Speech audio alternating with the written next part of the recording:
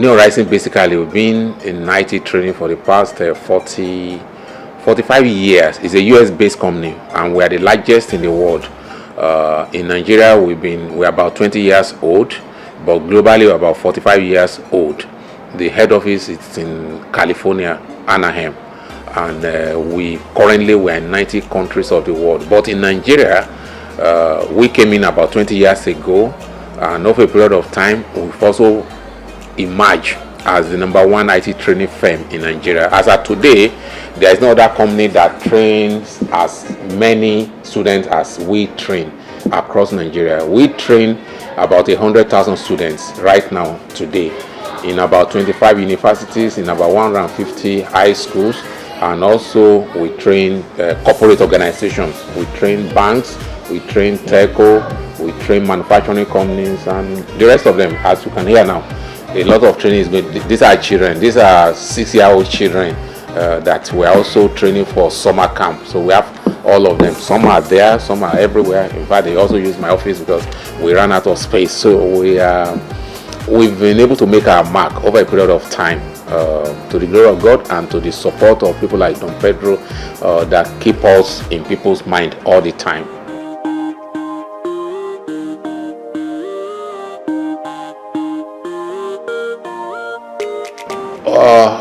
I used to work for Coca-Cola, but about 20 years ago, I looked around me and I saw the stress youths were going through.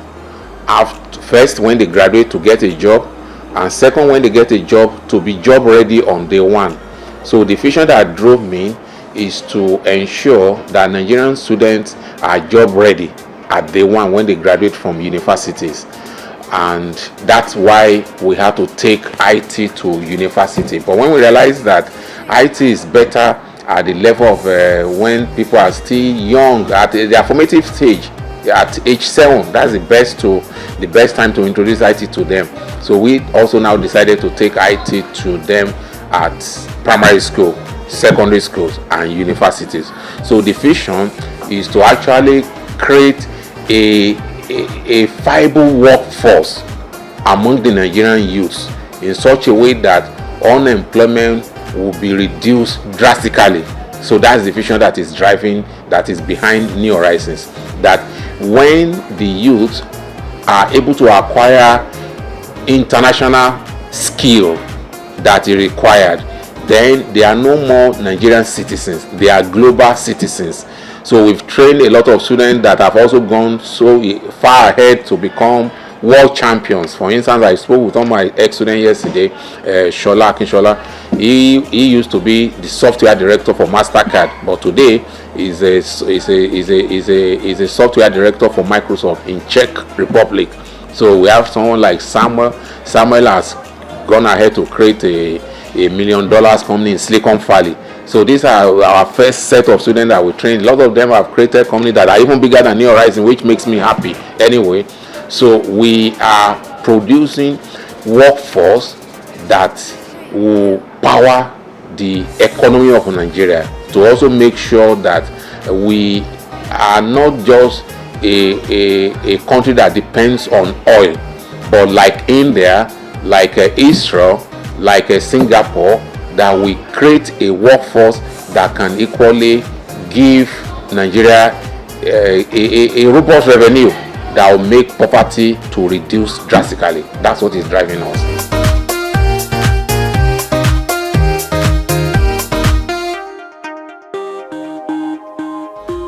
We very, as a matter of fact, I'm fulfilled. I feel fulfilled, and the thing I feel fulfilled is that I see there is hardly a week will pass without 1 or 2 or 3 or 4 or 5 of our ex-students get in touch with me. I have students all over the world now.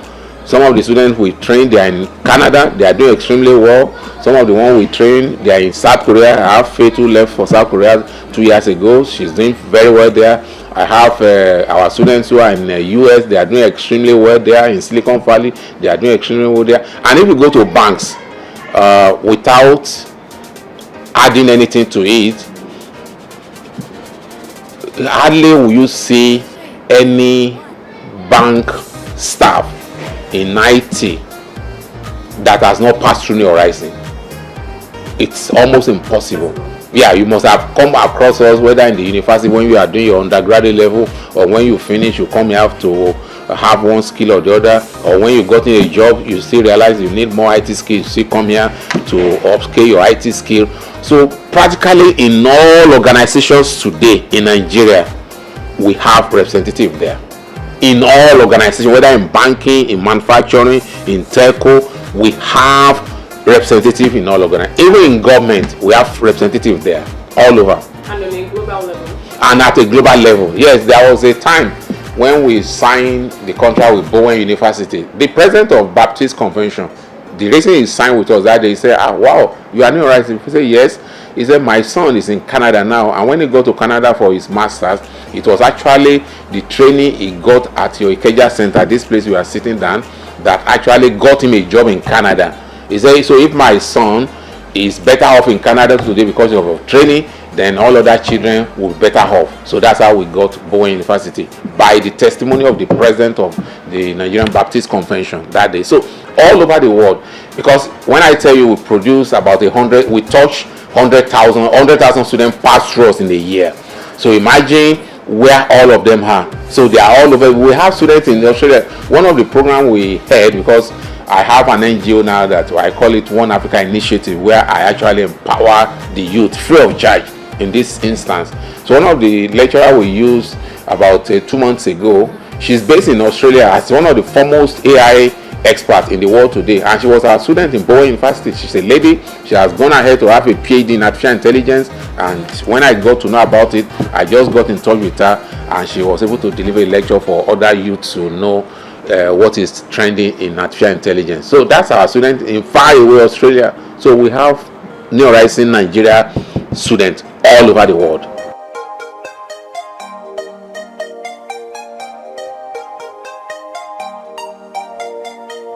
Well, what I actually try to get the youth to understand is that at every 30 years things change, and IT especially. IT doesn't wait for 30 years, but the world itself, it evolves every 30 years. So there was a time we had agrarian revolution. Africa couldn't participate because we didn't have technology to produce food. So Europe produced food, and when they had enough to eat, so they are looking for where to conquer. So we lost out. That 17th century. In 18th century, that was the period of industrial revolution. Africa also lost out because we didn't have technology to create industry. So that was the period they created companies like Coca-Cola, Unilever, all those other companies in US, General Electric. That's the period those companies are created, 18th century. But we lost out also in Africa because we didn't have technology. In the 19th century, it was the period of information technology revolution.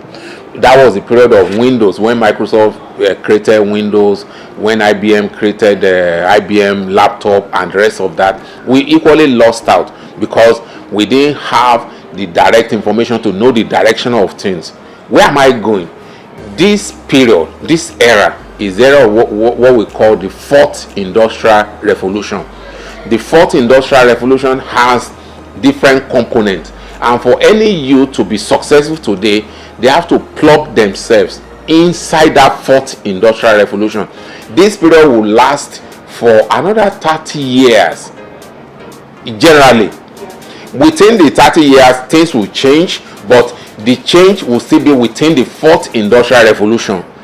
So what does the fourth industrial revolution entail? It entails one of the things or two of the things you mentioned. You mentioned AI. AI is part of the fourth industrial revolution. This period will be driven essentially by artificial intelligence. We already have artificial intelligence journalists that can do the job we are doing right now. So we already have artificial intelligence teachers, we already have artificial intelligence medical doctors that can even open the stomach and still do the operation as good as a human being would do it. So that one, the youth cannot get it wrong. Secondly, blockchain. Blockchain is another component of fourth industrial revolution. Everything we do today, it will sit on blockchain with time. It's just a question of time. So the money we spend too, it will sit on blockchain. The government will sit on blockchain. The land registry will sit on blockchain. The university record will sit on blockchain, because blockchain is a distribution technology that makes things more available and more difficult to hack or to bring down, because it's distributed, so it's not sitting in one place. So blockchain, any youth that goes into that, they cannot get it wrong. The other one you mentioned is Internet of Things. Right now we have over 500 billion items. What the Internet of Things does is that anything that has chip can be connected. So when you want to connect something, all you need to do is just to put chips there. So we are already in a new era where everything that we do to make life easier for us, we want it connected. You want your fridge in the house to be connected to your telephone, so that when you run out of egg or you run out of vegetable, you don't need to worry your head. Your telephone will tell you. All you need to do is that there's a chip on your telephone already, and then there's also a chip on your fridge. You connect the two together. That's Internet of Things. So they've gotten to a level whereby even babies are connected to their mothers when they put chips on the pampers. So when the pamper is wet, the chip on the mother will wake the mother up, so that the mother doesn't have to wait till 7 a.m. the following morning to tidy up the baby around 2 a.m. So once it's wet, because there's a chip on the pamper and there's also a chip on the mom, so once it's wet, the chip on the mom will notify the mom. So that is the extent to which Internet of Things will go. So Internet of Things will connect virtually everybody. This electricity, if I travel now and I have chips here and I have chip on my phone, I can switch it off and on from wherever I am in the world. Even if I'm in Australia, it will respond to me. The same way you call someone in Australia on the phone, the same way I can talk to my electricity, the same way I can talk to, if I put chips on this picture now, it connects. So that's what Internet of Things means. So any youth that goes into that, they cannot get it wrong. The third one is data science. Data science is one of the fastest growing fields today in the world, and they pay them very good money. They earn as much as $300,000 per annum, and they don't need to travel to US or UK, or they can sit in Nigeria and then do the work remotely, and then they become successful. So all the kids have trained on data science. We've never gotten it wrong. So another one that is also good for this fourth industrial revolution area is the digital marketing, because some people say, okay, I don't have too much knowledge for coding, so how can I still fit in?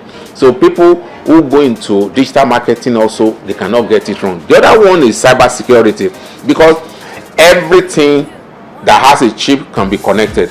Everything that is connected can be hacked. For instance, now we have autonomous vehicles. The danger of autonomous vehicle is that if you are there and somebody is targeting you, they can actually track you inside that autonomous vehicle. So people who have cybersecurity skills, they also cannot get it wrong. It's also a component of the fourth industrial revolution. So the other stuff that people need to know is data engineering or platform engineering.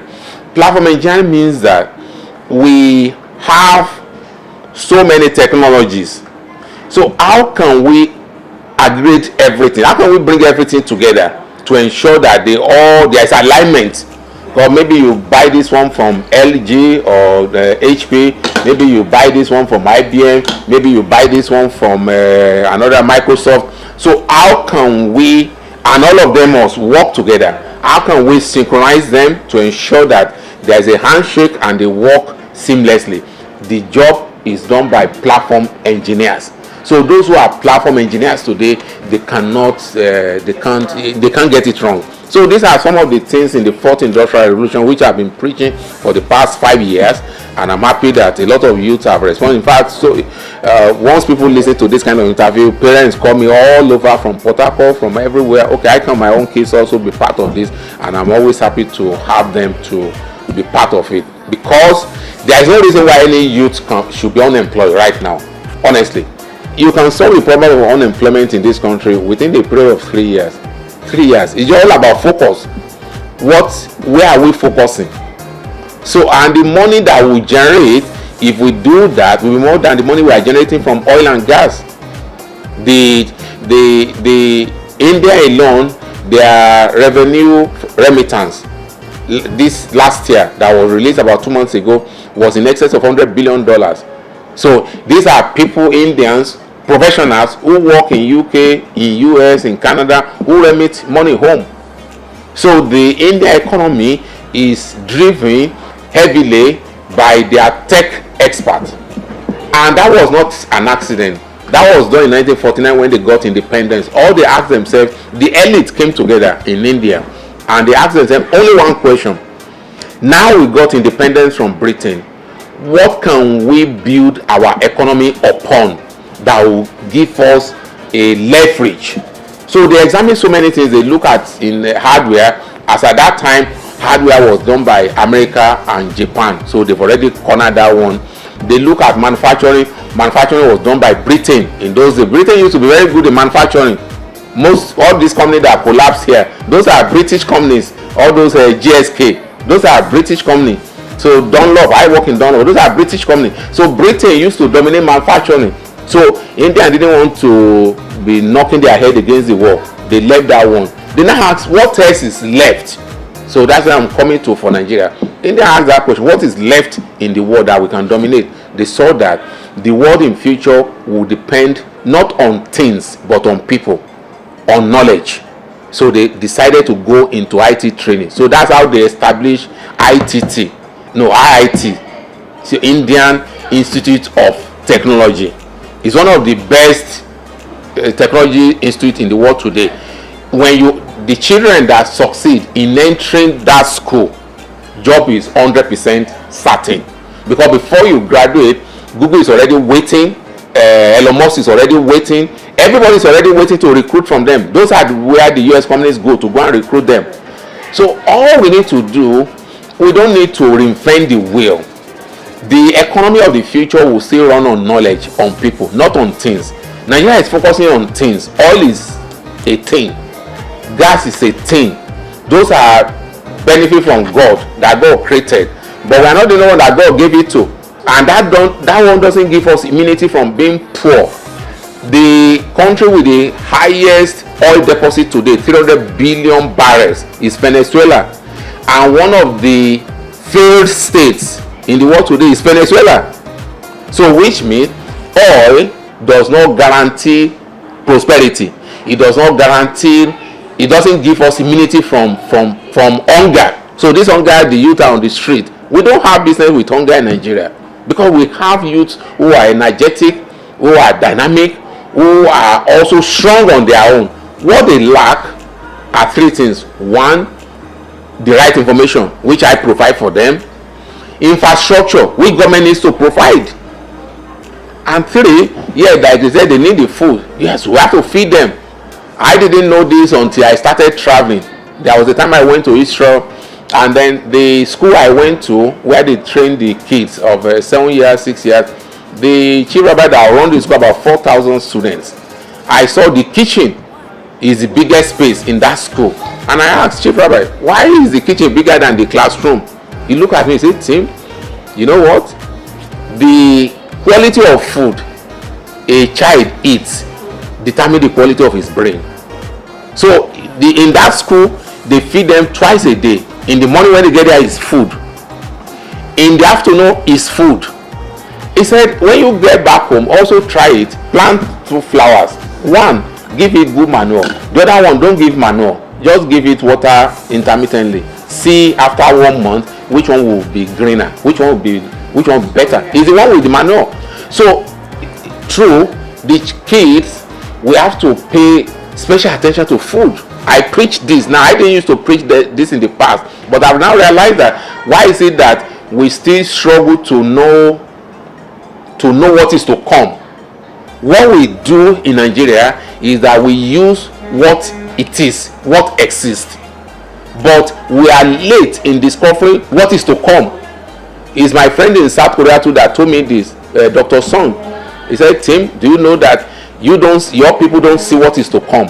It is when it has come that we all rush into it.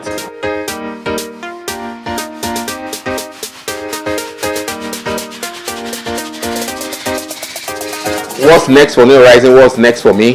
What's next for New Horizon is to be at the cutting edge of technology, because technology is not static, it's very dynamic, it changes every 6 months. So we want to be at the cutting edge. When I told you now about platform engineering, there is hardly any other company that does that in Nigeria apart from New Horizon. When I told you about data engineering, there is hardly any other company in Nigeria that does it outside of New Horizon.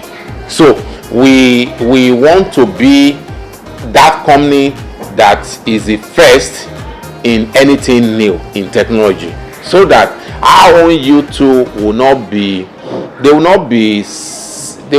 second citizen in IT technology. They will be such that as is happening, as the folks in US, in Canada are getting it, our own youth too are getting it. So that's the vision for New Horizon, to be at the cutting edge of technical training in such a way that it will put our youth at the same level with the youth in Canada and US and China. China too has come very strong. China is almost leading in AI globally, ahead of other countries. So they pump in over $20 billion to develop their skill and technology around AI. So we want the youths in Nigeria to also be at that cutting edge technology. One of the things I forgot to mention is semiconductor. Semiconductor is the toughest technology in the world, and the best people in the world in that one, they are the Taiwanese. Taiwanese has a company in that area of the world. They control 70% of the semiconductor business in the world, because without semiconductor, all the things that we use today, aeroplane, ship, none can work. So that's the toughest technology, and is the highest end. China hasn't gotten. That's the only thing China has not gotten. All other things they've gotten. So but US and Taiwan and Japan and South Korea, to some extent Malaysia, they control this. So we want Nigerians to, very soon New Horizon will be launching a training on semiconductor that will also make our own youth to be at that same level of technology.